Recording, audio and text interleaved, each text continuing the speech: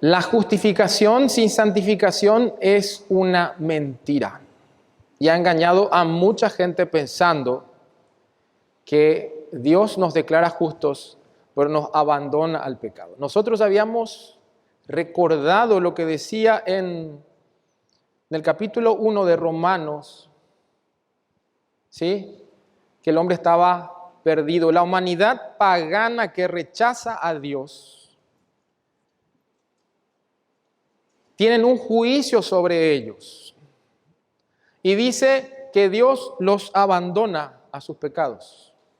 Ya no pone límite a sus pecados. Por eso ese Dios los entregó a pasiones vergonzosas. Dios los entregó a una mente reprobada. Dios los entregó a hacer cosas que no convienen. Es un acto de juicio de Dios abandonar a la persona al pecado. ¿Cómo es posible que haya enviado a su Hijo a morir, a sufrir por pecadores para dejarlos abandonados al pecado? Es totalmente absurdo. Por lo cual, el capítulo 6 nos muestra ese aspecto que es estrechamente vinculado a la justificación, que es la santificación. Dios llama a pecadores a arrepentirse, los justifica, les perdona de sus pecados, les imputa su justicia y también los capacita para librarse del poder del pecado. Y esta es una lucha que vamos a llevar los creyentes hasta el final. Y ojalá lleguemos hasta el final y no por un lapso de tiempo hasta que sintamos que ya no pertenecemos a esto porque preferimos nuestros pecados. Habían colaboradores del apóstol Pablo que se alejaron de él y uno de ellos dice, amó más al mundo. Y eso pasa. El reino de los cielos, dijo Jesucristo, que es como un campo donde había trigo y el enemigo plantó cizaña, ¿sí?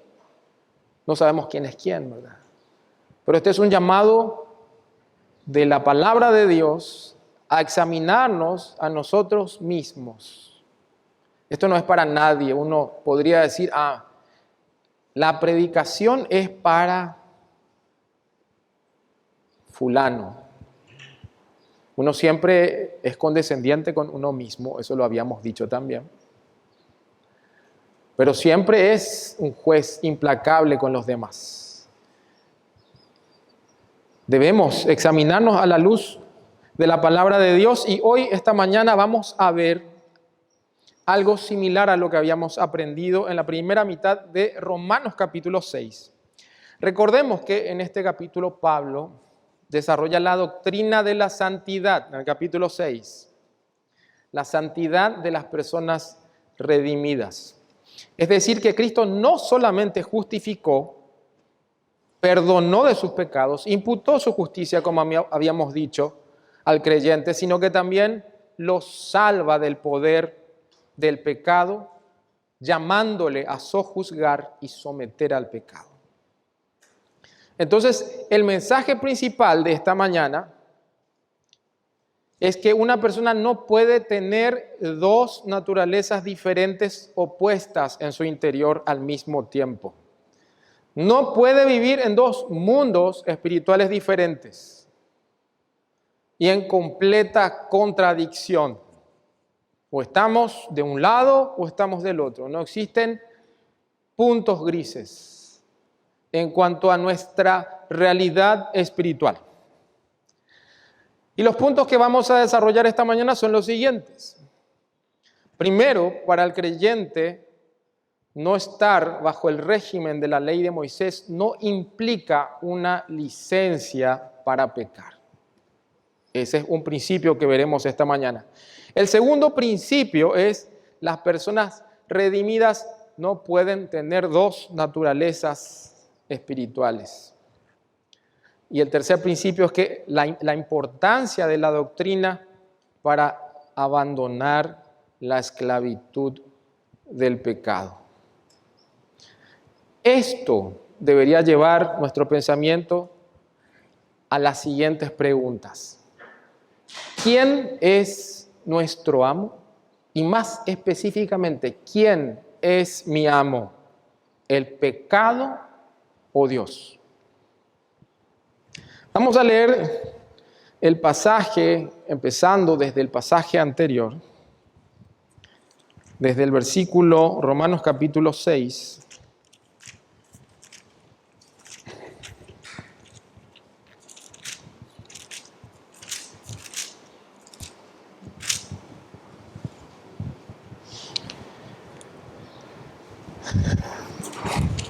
Desde el versículo 11, vamos a leer desde el versículo 10.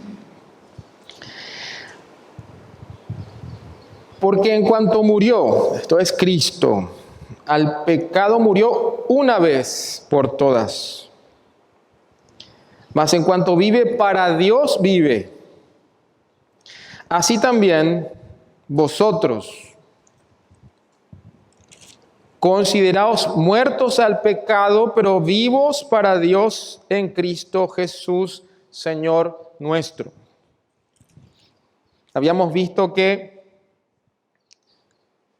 el viejo hombre había muerto, que con Jesucristo el viejo hombre murió. Entonces, si el viejo hombre murió, no existen dos naturalezas, sino una sola que es redimida, que vive para Dios. Por eso dice en el versículo 11, así también vosotros, consideraos muertos al pecado, pero vivos para Dios en Cristo Jesús, Señor nuestro. Este adjetivo respecto a Jesucristo en el versículo 11 se hace por primera vez aquí en este versículo, en todo el capítulo 6, después de haber explicado cómo la obra de Cristo genera un cambio de naturaleza en el hombre. La resurrección de Jesucristo nos identifica con una nueva vida para Dios, y aquí Él introduce este adjetivo para Cristo, que es Cristo Jesús, Señor nuestro.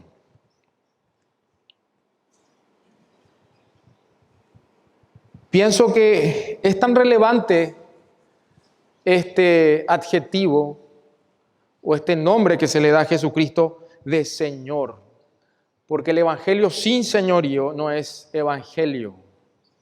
Después de explicar todas esas verdades, Pablo resalta que Jesucristo es Señor nuestro, si es que estamos identificados con su muerte y resurrección para una nueva vida. Y en el versículo 12 dice, no reine pues el pecado en vuestro cuerpo mortal. Y habíamos visto en el sermón pasado de que el último vestigio donde el pecado tiene cierta fuerza es en nuestra carne, en nuestra humanidad. Tenemos una naturaleza que combate con la carne. No tenemos dos naturalezas. Estamos en una esfera espiritual en la cual la persona resucitó espiritualmente. En Efesios capítulo 2 dice, estando muertos en nuestros delitos y pecados, nos dio vida juntamente con Cristo. Antes estábamos obedeciendo a lo que decía el príncipe de la potestad del aire, dice en Efesios capítulo 2, el espíritu que ahora opera en los hijos de desobediencia. Hay una resurrección espiritual esperando una glorificación o una resurrección del cuerpo. Nuestra carne no está redimida, pero estará redimida en el día final. Y entonces dice, no reine Pues el pecado en vuestro cuerpo mortal, de modo que lo obedezcáis en sus concupiscencias o malos deseos, ni tampoco presentéis vuestros miembros al pecado como instrumentos de iniquidad, sino presentaos vosotros mismos a Dios como vivos de entre los muertos. Presentaos a Dios conforme a la naturaleza nueva. Ya no estamos muertos, estamos vivos. Y vuestros miembros a Dios como instrumentos de justicia. Esto es un imperativo. Es una obligación, no es optativo.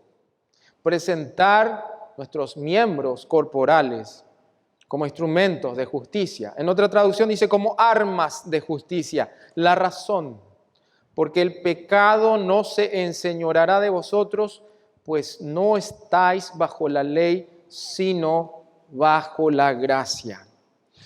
Y vuelve a introducir, después de algunos versículos, el tema de la ley.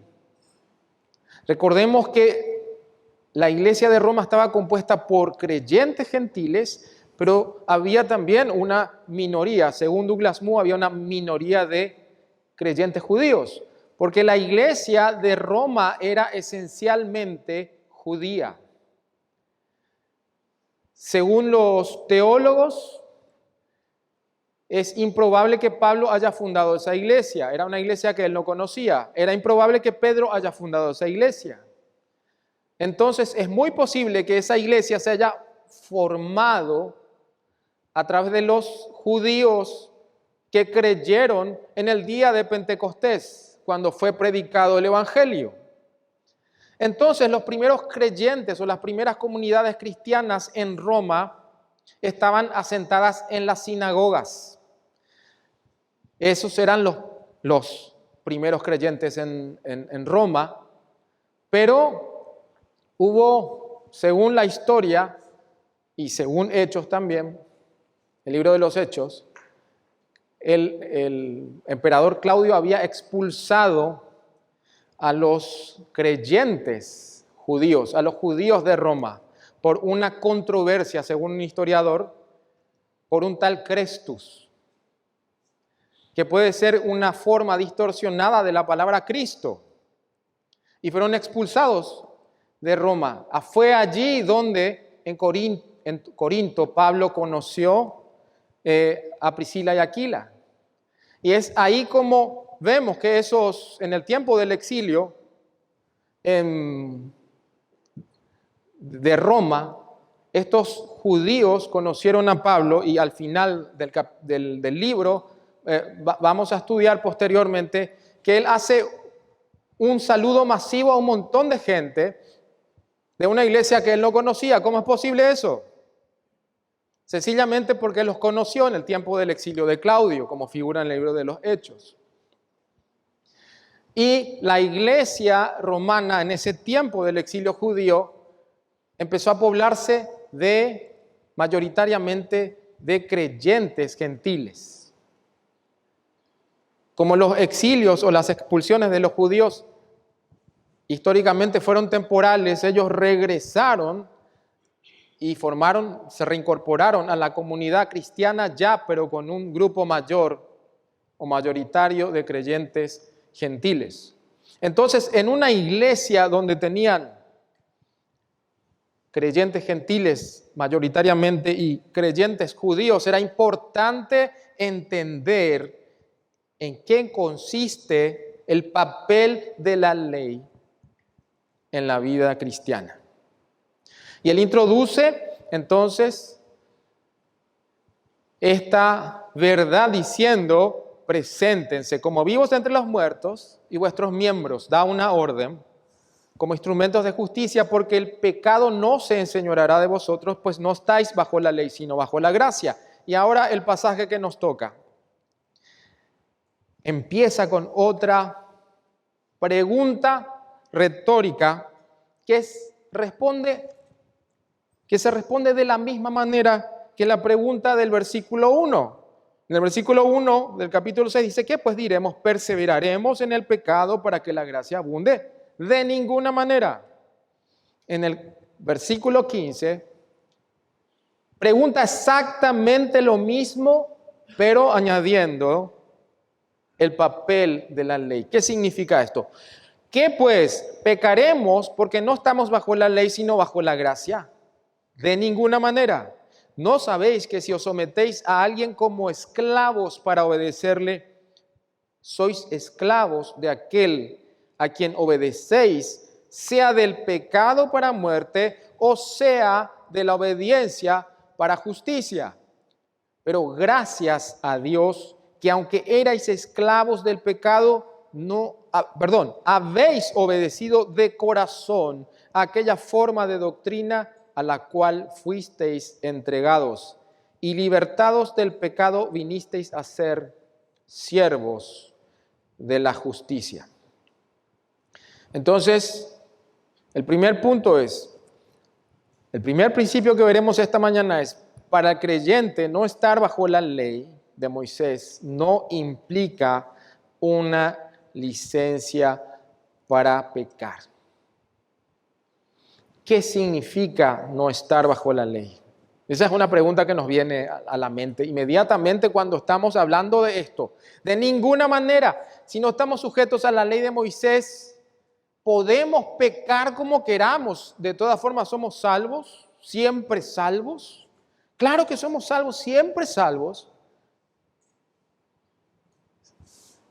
Pero eso se observa en nuestra vida de santidad. Esa es la evidencia de que la persona fue redimida.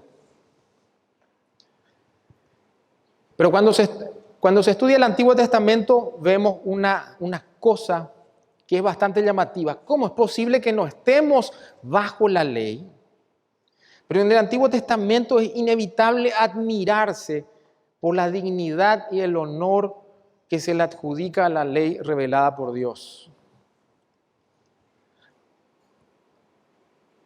Obviamente que la duda en este momento nos embarga cuando planteamos estas cosas.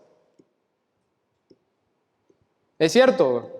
La duda nos embarga. Entonces, ¿hay una contradicción aquí? No. Vamos a ver cómo se menciona a la ley de Dios, a la ley de Moisés en la Escritura. Se le llama estatutos, mandamientos, ordenanzas, testimonios, todos estos nombres que aparecen en el Salmo 119. La ley de Jehová es perfecta, que convierte el alma, dice.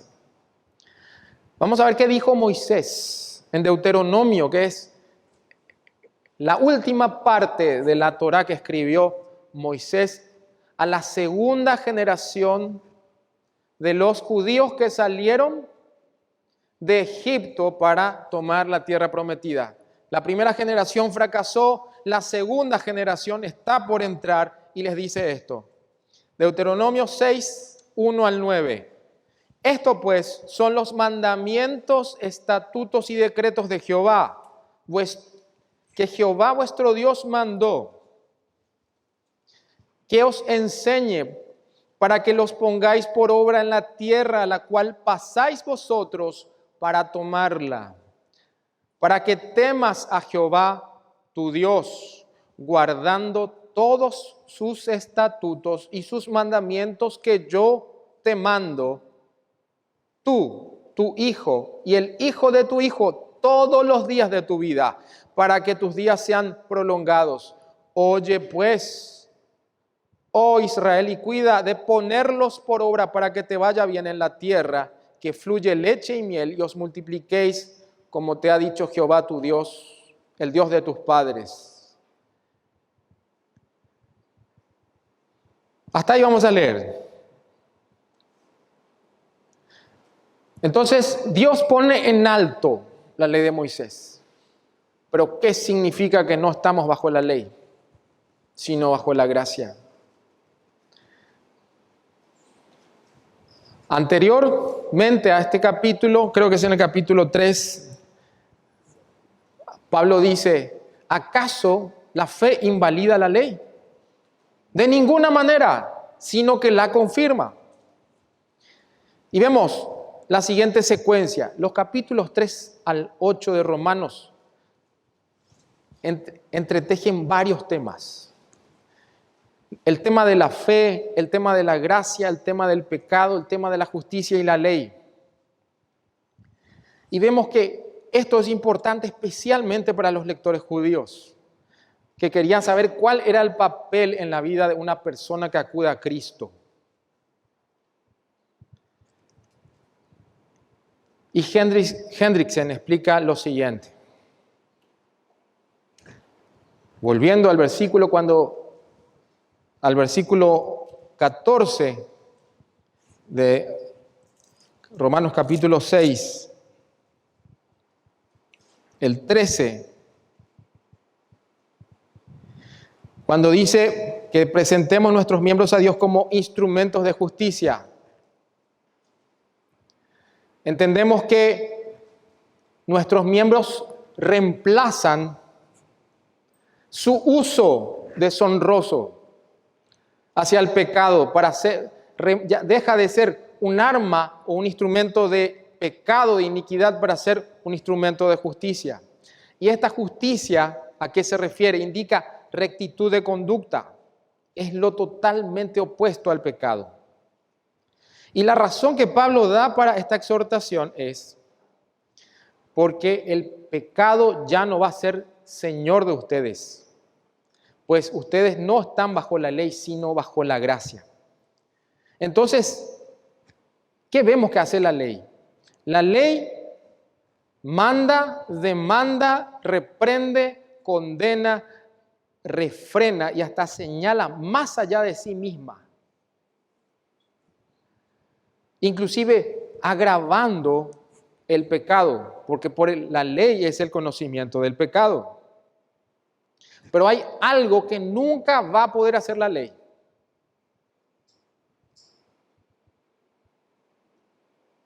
¿Qué no puede hacer la ley? Salvar. Nunca la ley podrá salvar. La ley señala al pecado, dice, esto es pecado. Y de esa manera, dice Pablo, el pecado llegó a ser por demás pecaminoso, porque ahora tenemos mandatos expresos que nos dicen, esto no, o debemos hacer esto otro. Y en nuestra naturaleza caída, no redimida, cuando no fuimos llamados por Dios para salvación, en nuestro estado natural, original, lo único que hace la ley es condenarnos, no nos puede salvar. En Gálatas 2:16 dice, por las obras de la ley, ninguna carne será justificada.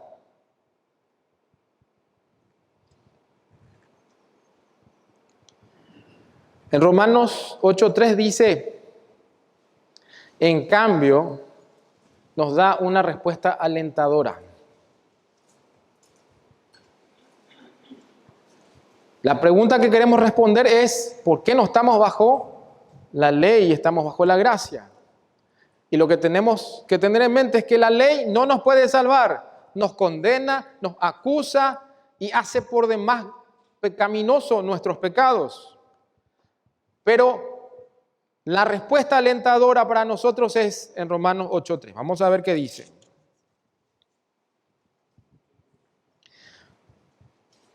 Porque lo que era imposible para la ley, por cuanto era débil por la carne, Dios enviando a su Hijo en semejanza de carne de pecado y a causa del pecado condenó al pecado en la carne, para que la justicia de la ley se cumpliese en nosotros, que no andamos conforme a la carne, sino conforme al Espíritu.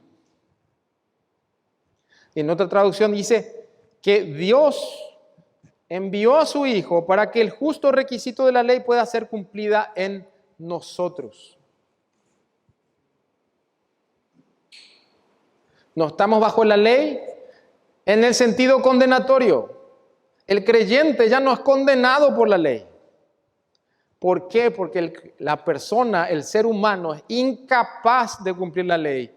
Entonces Dios envió a su Hijo y Él cumplió la ley por nosotros.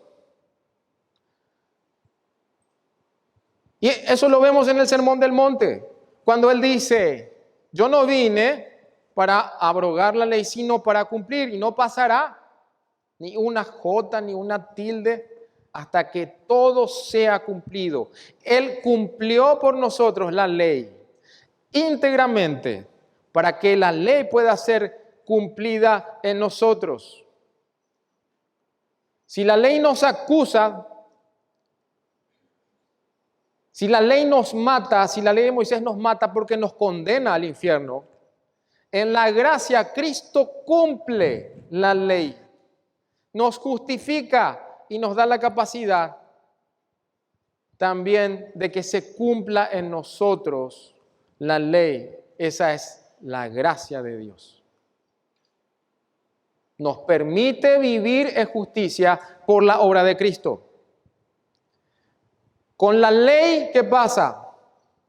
El hombre que viva, que se justifique por la ley, va a vivir por las obras de la ley. Pero cualquiera que ofendiera en un punto es culpable de todos, está muerto, pena de muerte. En cambio, Cristo no. Cristo cumplió absolutamente todo. Y para que la ley se cumpliese en nosotros, Él resucitó para Dios. Y así como dice en Gálatas, para que los que vivan ya no vivan para sí, sino para aquel que murió y resucitó por ellos. En la nueva naturaleza, Cristo cumplió la ley. Y no es fácil entender esto. Nadie puede decir que es fácil entender esto. Para todos es difícil. Pero Pablo desarrolla este tema en esta secuencia. Primero nos dice, en los capítulos 3 al 5, Pablo dice que la ley no puede salvar. En el capítulo 6 nos dice que no nos puede santificar. Presentemos nuestros cuerpos, nuestros miembros corporales como instrumentos de justicia. No estamos bajo la ley. Porque en la ley no podemos santificarnos, sino en la gracia. En la gracia de Dios a través de Jesucristo sí nos podemos santificar. En el capítulo 6 nos dice, la ley no te puede santificar. En los primeros capítulos, en los 6 primeros capítulos del capítulo 7 de Romanos nos dice Pablo que ya no nos puede condenar.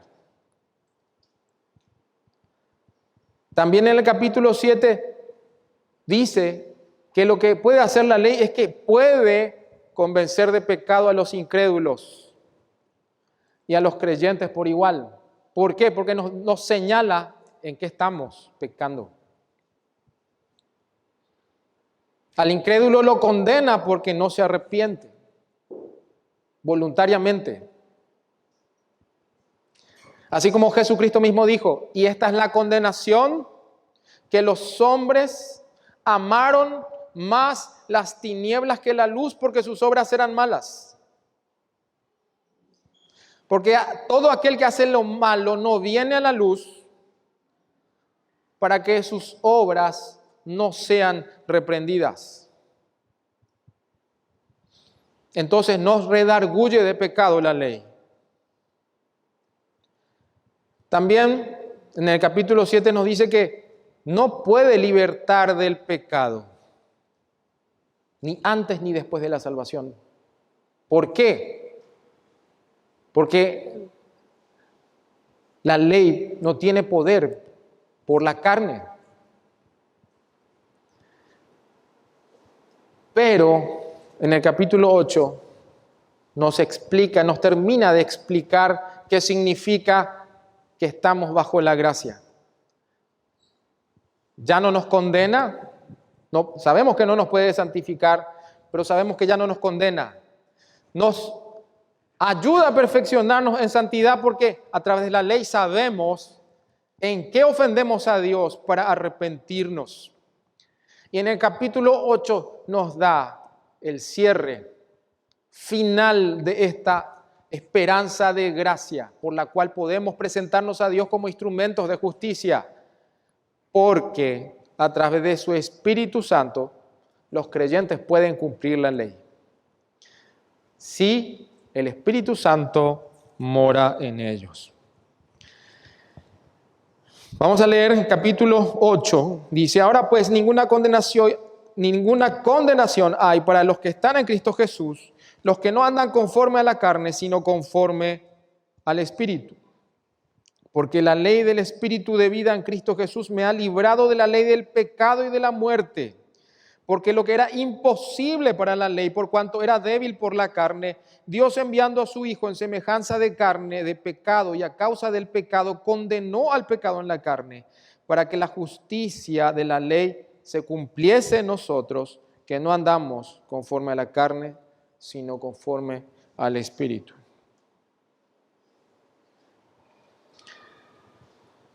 Entonces, así como dice en Romanos 7:6, bajo el régimen nuevo del Espíritu y no bajo el régimen antiguo de la letra, es decir, de la ley mosaica, estamos al servicio de Dios. Y el fruto necesario de la redención, que es la santificación, no es una opción. Ya no nos condena, pero podemos vivir en santidad a través del Espíritu Santo. ¿Significa eso que no vamos a pecar nunca? Los creyentes caen constantemente en pecado, pero no viven permanentemente en el pecado. ¿Por qué? La ley nos redarguye de pecado.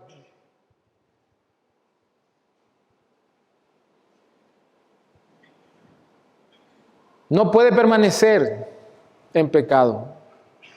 Y cada uno de ustedes en su experiencia personal entiende cómo el creyente vive desesperado cuando está lejos de Dios. A lo único que te mueve la ley es arrepentirte. Desesperado. Una persona que no ha sido redimida no tiene ningún interés. Puede tener una doble vida. Puede decir, todos son hipócritas, pero venir aquí y luego irse al mundo, viviendo una vida de fantasía o un cristianismo de carátula. Y no siente nada en su mente, no siente ninguna tristeza por el pecado. No le redarguye de pecado, no le reprende la ley. Pero el creyente no puede vivir permanentemente en pecado, porque su nueva naturaleza le impide permanecer en pecado. Como ya se indicó, un cristiano sin fruto no es un cristiano genuino y no tiene parte en el reino de Dios. El mismo Jesucristo lo señaló cuando dijo, todo pámpano que en mí no lleva fruto, lo quitará. ¿Quién? El Padre. Y todo aquel que lleva fruto lo limpiará para que lleve más fruto.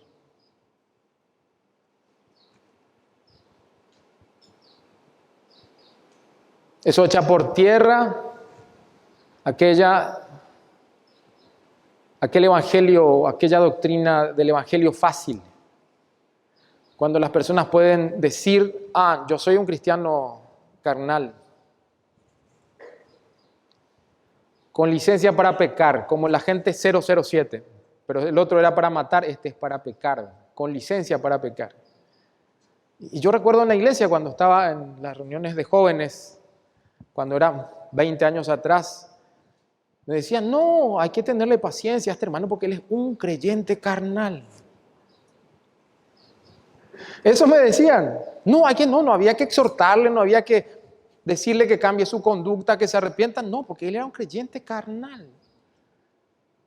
Y los espirituales tienen que soportar todo lo que hagan.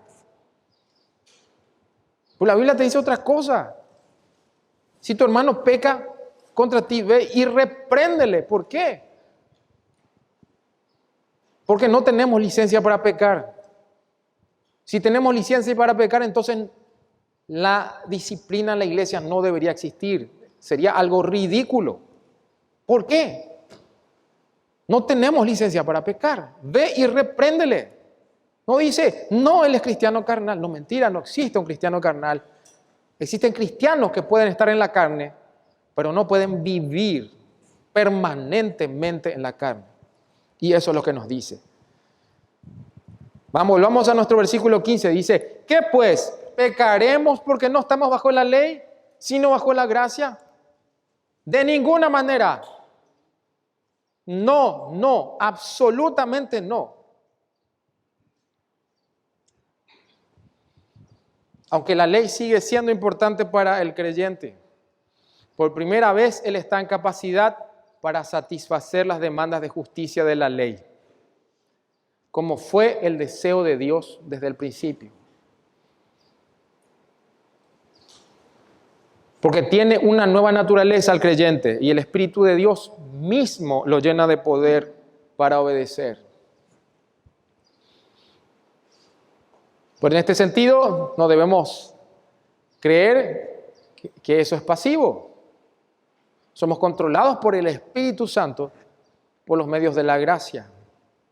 ¿Cómo podemos ser controlados por el Espíritu Santo cuando no somos exhortados, cuando no somos disciplinados, cuando no somos reprendidos, cuando no somos consolados porque no nos congregamos? Cuando no somos amonestados por la palabra de Dios o por la conducta conforme a la palabra de Dios. Yo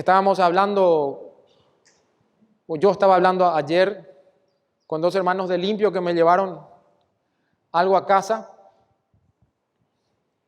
y yo les estaba contando la manera en que la conducta de ciertas personas me reprendieron a mí fuertemente.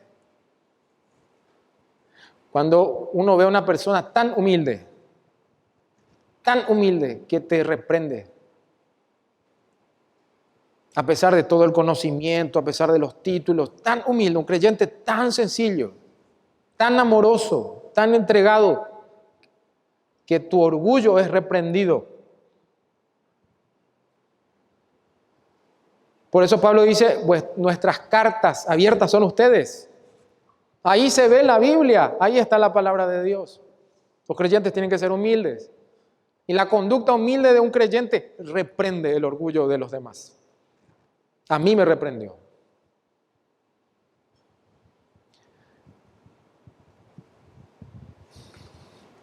Aunque el creyente no está bajo el yugo o el castigo de la ley, tiene un deseo más ferviente y genuino de vivir conforme a los estándares de piedad.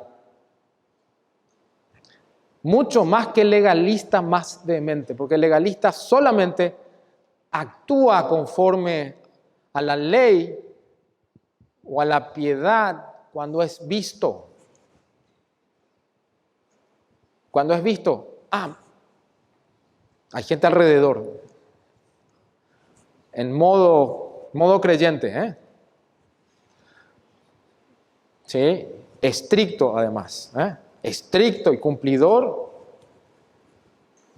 y condenador, no admite ninguna falla del resto. Cuando no hay nadie, se apaga el botón off y vuelve a ser el mismo. El creyente no.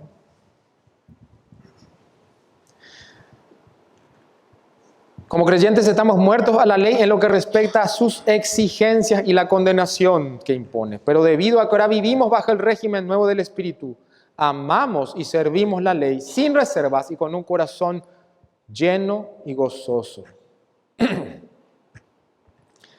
Hermanos, qué gloriosa noticia que Dios nos haya dado la capacidad de obedecer, cumpliendo sus mandamientos con una nueva naturaleza. Nosotros somos inútiles. Esto es obra de Dios, es un milagro de Dios.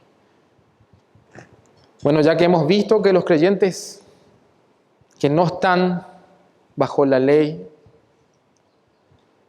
o que no estar bajo la ley no significa que Dios nos da rienda suelta para vivir en pecado, sino que en la gracia redentora tenemos la capacidad de obedecer. Vamos al siguiente punto. Las personas redimidas no pueden tener dos naturalezas espirituales. Se repite la misma idea que en los primeros versículos del capítulo 6. Visto de otro modo, dice, ¿no sabéis que cuando... Vamos a ver en esta versión, vamos a ver.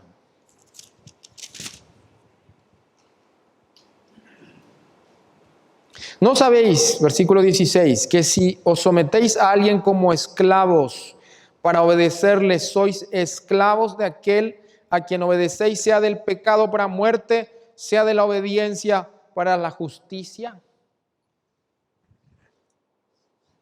Y vamos a hablar del primer amo. El primer amo que menciona es el pecado. Ese es el primer amo. ¿Qué hace el pecado? Tiende a esclavizar al pecador.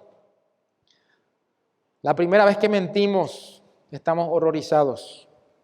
La segunda vez, estamos un poco agitados. La tercera vez, la mentira es natural, nos sale espontáneamente. Lo mismo para cualquier pecado. Para cualquier pecado, para la fornicación, para el adulterio. Al principio, uno transgrede la ley y se horroriza. Dios mío, ¿qué hice? La segunda vez, ¿quién está por ahí mirando? Nadie me vio. Después es fácil, ¿sí? Así es el pecado, es esclavizante. Veo muchas sonrisas porque todo el mundo en su experiencia entiende de qué estoy hablando. El pecado es rebelde, ignora, pisotea la palabra de Dios. Es ingrato el pecado porque niega darle reconocimiento a Dios por las bendiciones que uno recibe.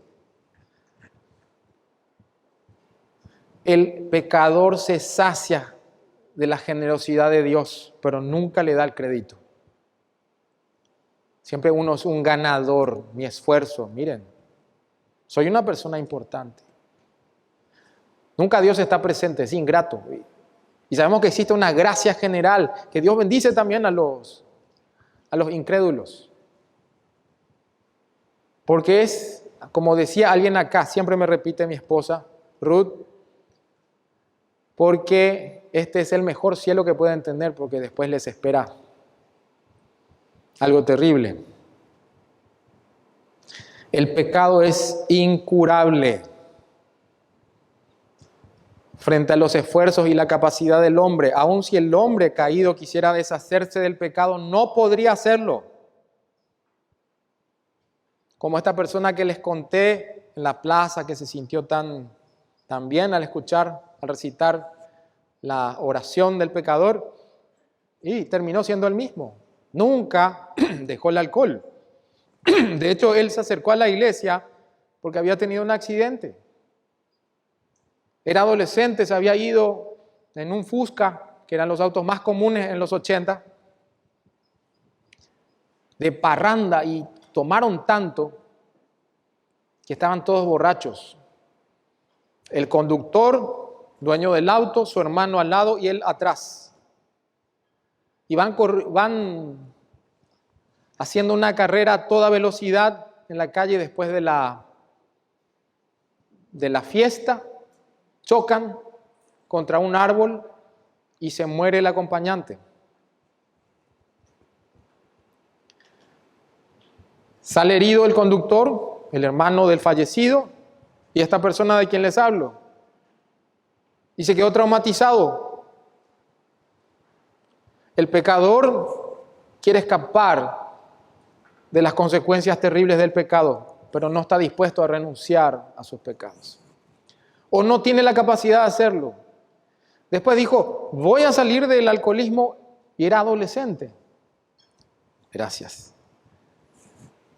Y se fue a Alcohólicos Anónimos en una parroquia o oratorio que se llama La Crucecita en Sajonia, donde había un grupo de Alcohólicos Anónimos, y se encuentra con el instructor que era el hermano del fallecido, el que conducía el escarabajo, el Fusca.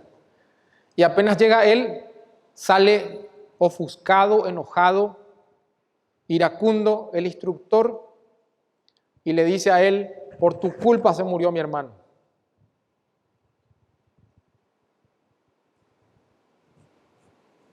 Porque según él les invitó a la fiesta.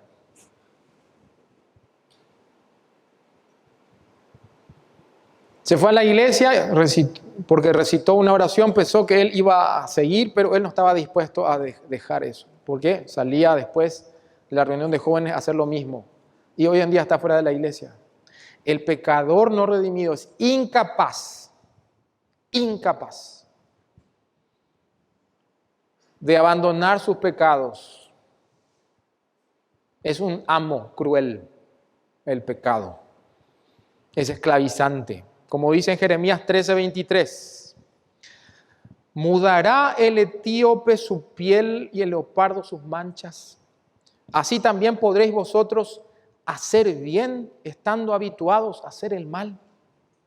No puede cambiar su condición. El pecado es opresivo, domina la mente, los afectos. ¿Por qué los que no son creyentes aborrecen la luz, no vienen a la luz para que sus obras no sean reprendidas? Somete la voluntad, el pecado trae un control satánico. Así como dice en Efesios 2:2, muertos en delitos y pecados conforme al príncipe de la potestad del aire, el espíritu, Satanás, que opera en los hijos de desobediencia. La Biblia dice que todo pecador no redimido es un hijo espiritual del diablo. Juan 8:44. Ustedes son, decía Jesucristo a los fariseos, de vuestro padre el diablo, porque los deseos de vuestro padre queréis hacer. Con la única excepción de Jesucristo, todo ser humano en este mundo ha nacido con esa naturaleza pecaminosa. El hombre no redimido vive bajo la tiranía de ese amo cruel. Se somete. Por eso dice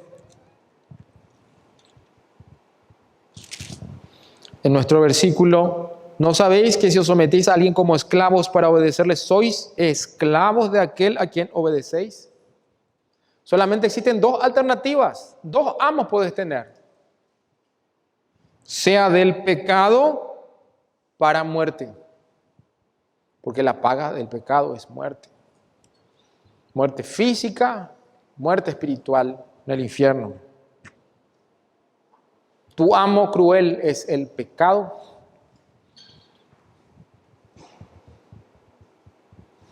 ¿O qué? Vamos a ver. Dice, o sea de la obediencia para justicia. ¿Quién es tu amo? La gente cree que puede dominar al pecado, que puede dominar su propia vida. La gente dice que una persona puede trazar su propio destino, dominar su propia vida, cambiar su futuro. La gente tiene eso en la mente. En las iglesias el emprendedurismo es el evangelio. Hay que ser emprendedor. Está bien. Hay que trabajar. Dios bendice el fruto del trabajo. Y algunos Dios decidió enriquecerlos, a otros no. Lo suficiente. Jehová es el que da vida y el que la quita, el que enriquece, el que empobrece. Él da. No está mal trabajar. Pero ese no es el evangelio.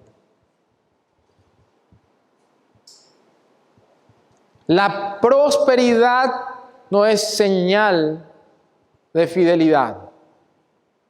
La obediencia sí.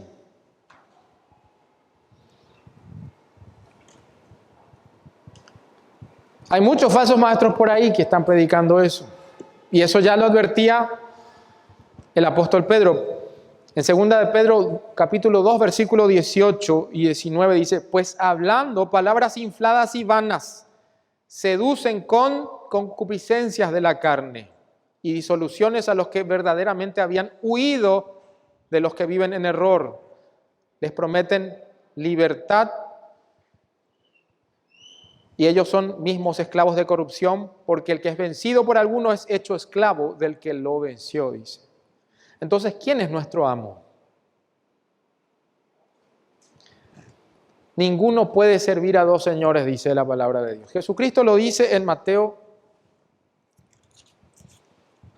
creo que era capítulo 6, no recuerdo, vamos a ver.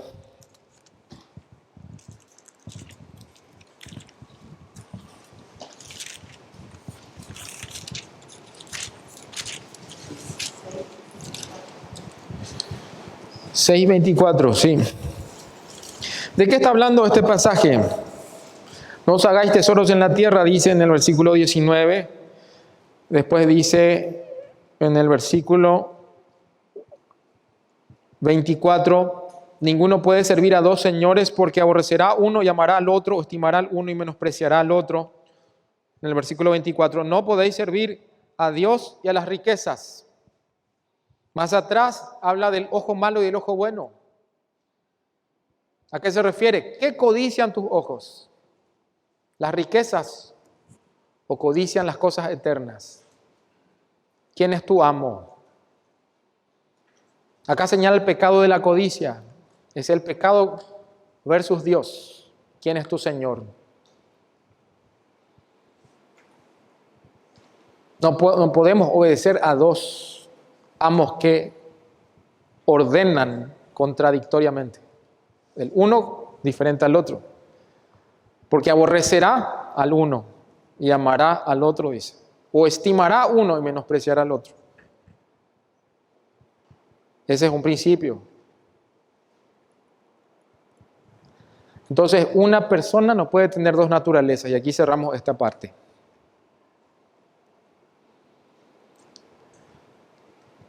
¿Es una persona un esclavo del pecado, lo cual ha sido desde su nacimiento natural, o es esclavo de justicia, lo cual llega a ser por el nuevo nacimiento? Solamente esas son las dos únicas alternativas. No pueden ser las dos a la vez. Y leemos 1 de Juan capítulo 3, versículo 9, para reforzar esta idea, donde dice: todo aquel que es nacido de Dios no practica el pecado, porque la simiente de Dios permanece en él y no puede pecar porque es nacido de Dios. El nuevo nacimiento, esclavo de justicia. En esto se manifiestan los hijos de Dios y los hijos del diablo. Todo aquel que no hace justicia y que no ama a su hermano no es de Dios, dice. Y vamos al tercer punto y para cerrar. La importancia de la doctrina para abandonar la esclavitud del pecado. Hoy existe una corriente en la iglesia que abandonó completamente la doctrina. ¿Qué es la doctrina? El conjunto de enseñanzas de la palabra de Dios acerca de un tema específico. Existen las teologías, ¿sí? Las doctrinas bíblicas y la teología. Toda la enseñanza de la Biblia es un conjunto de enseñanzas que no son humanas, son recibidas por revelación divina. Pero hoy en día cada quien busca cómo adorar a Dios, ¿sí? Yo a Dios lo busco a mi manera, yo creo a mi manera, dice. Y lo vemos en Levítico. En Levítico, los primeros 3 capítulos de Levítico está hablando de los sacrificios voluntarios que podían hacer el pueblo de Israel, ¿sí? A Dios, en el tabernáculo y después en el templo. Dios mandó, así se van a acercar a Dios. Y la gente podía voluntariamente, de su voluntad, dice, en el capítulo 1 de Levítico, podría traer una ofrenda, ¿sí? Pero Dios no dejó al arbitrio del hombre qué ofrenda. Si trae, tiene que traer un toro, macho, decía, sin ningún defecto. O si trae cabras, tiene que traer tantas cabras, sin defecto. Si trae ovejas, tiene que ser tantas ovejas, sin defecto. Dios establece siempre las reglas cómo la persona se acerca a Él. No podemos decir a mi modo, porque en toda la Escritura Dios llama al hombre a acercarse a Él según sus reglas, según sus condiciones. No podemos inventar nosotros nuestro cuerpo de doctrina imaginaria y decir, adorar a Dios como a mí me gusta, o servir a Dios como a mí me gusta. No, nosotros lo hacemos como a Él le gusta, como a Él le agrada, como Él ha determinado. Por eso es importante la doctrina.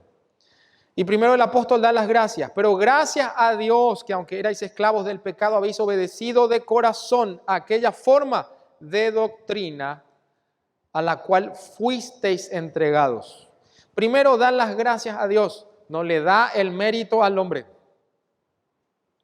No es de su inteligencia que el hombre dejó de ser esclavo del pecado, no es de su integridad personal, no es de su contexto familiar, ético y moral, no es porque su papá ha sido una eminencia y ha tenido una educación rigurosa y formal. No. ¿Qué dice? Pero gracias a Dios que aunque erais esclavos del pecado. Primero, Él no agradece a la sabiduría, Él agradece a Dios. Porque en Juan capítulo 6, Jesucristo dijo lo siguiente. 6:44 y también en el versículo 65. Ninguno puede venir a mí, dijo Jesús, si el Padre que me envió no lo trajere. Si no le fuere dado del Padre, no puede venir a mí. Ninguno puede venir a mí si no le fuere dado del Padre. Dios es el que llama. Y dice, erais pasado, ya no.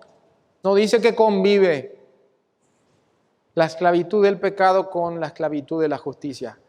Erais, y según los expertos en gramática griega,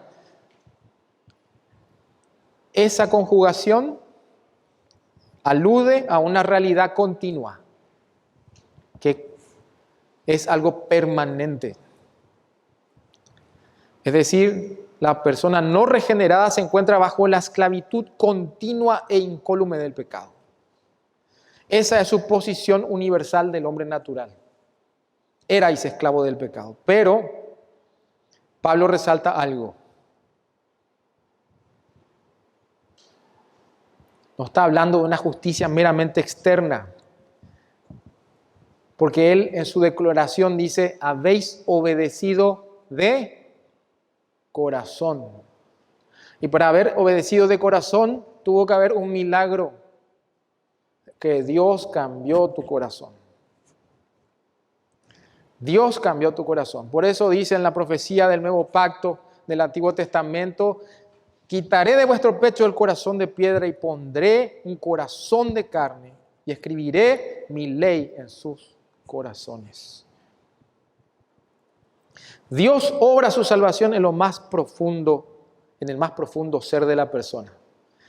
Entonces podemos decir que la fe y la obediencia están relacionadas en forma ineludible.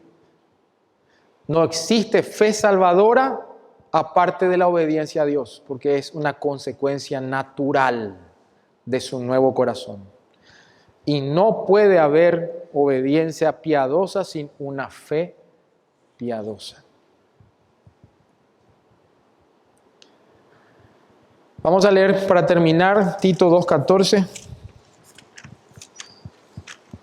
y cerramos esto.